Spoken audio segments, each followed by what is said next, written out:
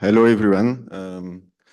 Thank you for inviting me. I'm Riyad Hassaine. I'm a third-year PhD student at Université de Normandie in LOMC laboratory, and I'm going to present my work on the dissociative recombination of NS+ in collision with low energy electrons. This work was realized in collaboration with my supervisors, Johan Schneider and Jolt Metzey, and also with Fred Gaucher, Félix Jacob, Evelyn Rouef, and Jonathan Tennyson. So I will start with a short introduction. After then, I will give some theory and results, and I will conclude and give eventually some perspectives. So nitrogen sulfide was discovered in the early years of radio astronomy in molecular interstellar clouds, dense core, and comets.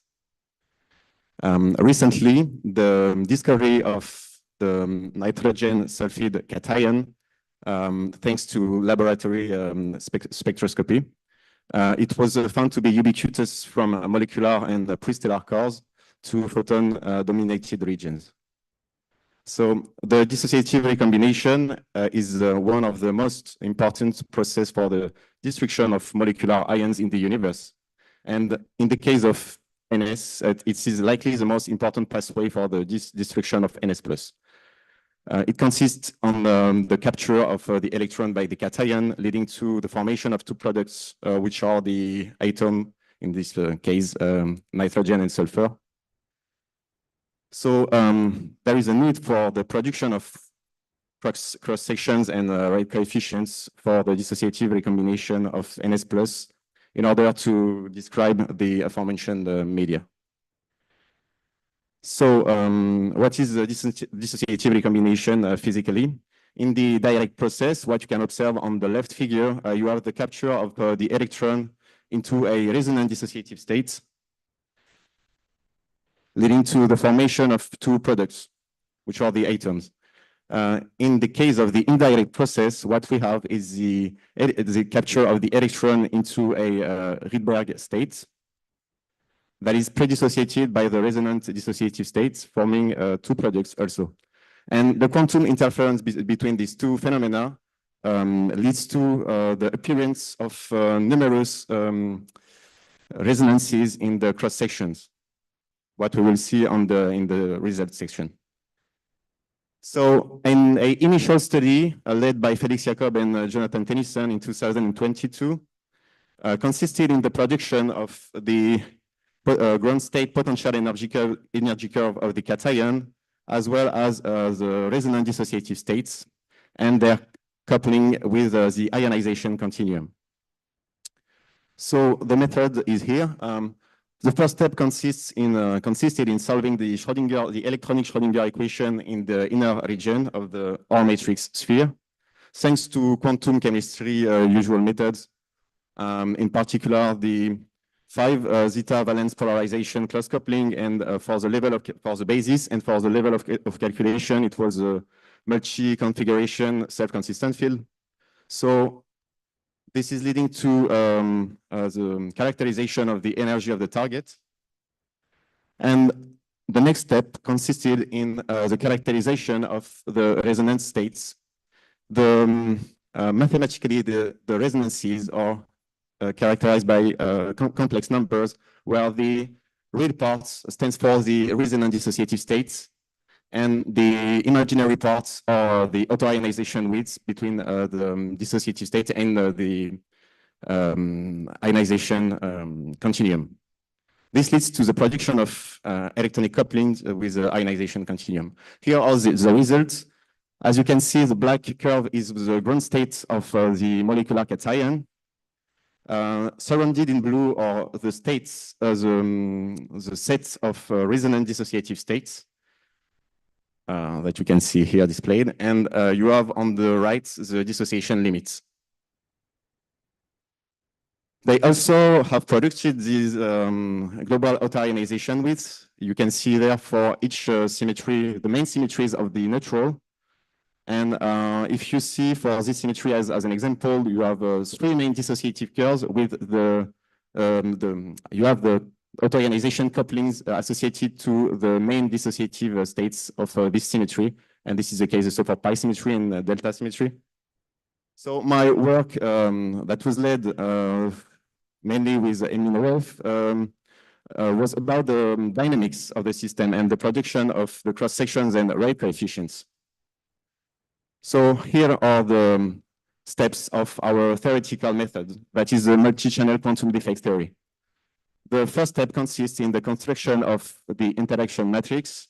You have on the middle of the bra of the K and the ket the electronic coupling. The whole thing gives the rho vibronic coupling. Here you have the vibrational wave function of the dissociating neutral and the vibrational wave function of the ion. Then the reaction matrix is constructed. It's what you see here is a second-order perturbative solution of the Lippmann-Schwinger equation.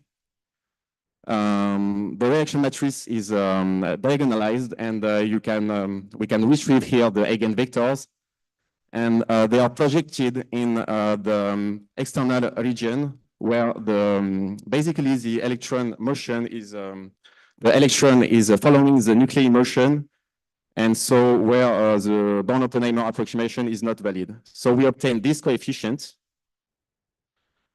and we construct the generalized scattering matrix. After then, we eliminate the closed channels. So here we have the physical scattering matrix, where you have here the block of open channels matrix elements. And here you have the Rydberg channels, which are a set of closed channels. Finally, we can evaluate the cross sections here for each symmetry of the neutral. For the concerned vibrational level, you have on the denominator the incident electron energy. And finally, the rate coefficients are obtained by convoluting the cross section with a Maxwellian distribution. So here are the results. As we obtain global couplings, due to some technical difficulties, we cannot estimate the precise contribution of each partial wave to the process. So we consider different scenarios in where either the partial wave contributes to 100% or 50% in the case of pi symmetry of the neutral, because it has two main partial waves. And in the case of sigma symmetry, as we have three main partial waves, we consider a scenario where the contribution is either 100% or 33%. Here you have in blue the cross section as a function of the energy for the d partial wave corresponding to the Rydberg electron d partial wave. In green is the cross section for the Rydberg electron p partial wave.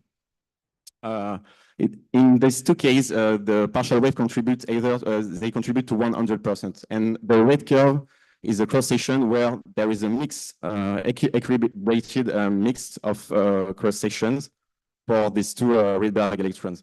And you can see sharp resonances due to the interference between the direct and indirect process that was described in the introduction. So this gives rise to a set of curves. You have here this higher set of curves, this lower set of curves, and this gives a uncertainty range for the dissociative recombination rate coefficients. So we recommend these rate coefficients.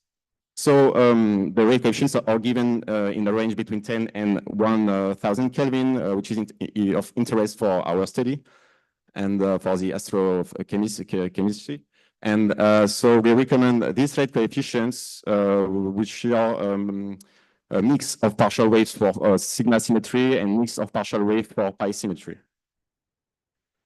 Also, we have used this fit formula, and we obtain a very good root mean square with these two parameter fit, as you can see. I would also like to comment the uncertainty, because for the rate we recommend, we have here a factor of 5 as a difference with the lower curves. We have here a factor of 1.5, so at 10 Kelvin, and at 100 Kelvin, we have here a factor of 1.5, and here a factor of 2. And globally, the magnitude of the rate coefficients is quite important. So 10 minus 7 is, so the dissociative recombination is quite important for the system. And we also compared, here we have our results obtained with multi-channel quantum defect theory. And here are the kinetic database existing results. At 10 Kelvin, there is a factor of 3, and at 100 Kelvin, there is a factor of about 5. We compared the results with NO plus system that is isovalent to NS plus. So this work gave a first estimation of the rate coefficients for the dissociative recombination of NS plus with low energy electrons. We can see that the dissociative recombination is an effective process due to the important order of magnitude that we obtain. We have displayed also the important role of the Rydberg resonance in the cross sections and rate coefficients. Here are some perspectives. So we need to improve the resolution of the auto-ionization widths. We hope to project rate coefficients, this time with the precise contribution as a percentage of the partial waves. We need also to take into account the rotational effects. And we need also to, in a later study, to consider the role of the excited states of the ion. But we are also studying other systems of astrophysical interest. So in particular, neon hydride ions. In the context of a work with application in the nuclear fusion with Dabia Talbi, that is present in the audience, we have provided a theoretical study of the excited states of neon hydrides and of their non-adiabatic couplings. So since argon H plus and helium H plus have already been detected in the universe, respectively in the interstellar medium and in the early universe, this is not the case for neon hydride ions. A possible explanation could lie in the fact that the dissociative recombination rate coefficients of neon hydride ions could be much higher than those compared to argon H plus and helium H plus. We are also providing cross sections and rate coefficients for the dissociative recombination, rho vibrational excitation and de-excitation of H2 plus and HD plus up to the 200th rho vibrational level. And also for helium 2 plus and N2H plus, I think it's done. And soon NH plus, NH2 plus, and HCO plus. So this research, I would like to thank my co-authors for their assistance with this research, and also our funding agencies for their support. Special thanks to Dr. Evelyn Rowe for having pointed us the discovery and the importance of NS plus in the ISM. And thank you for your attention.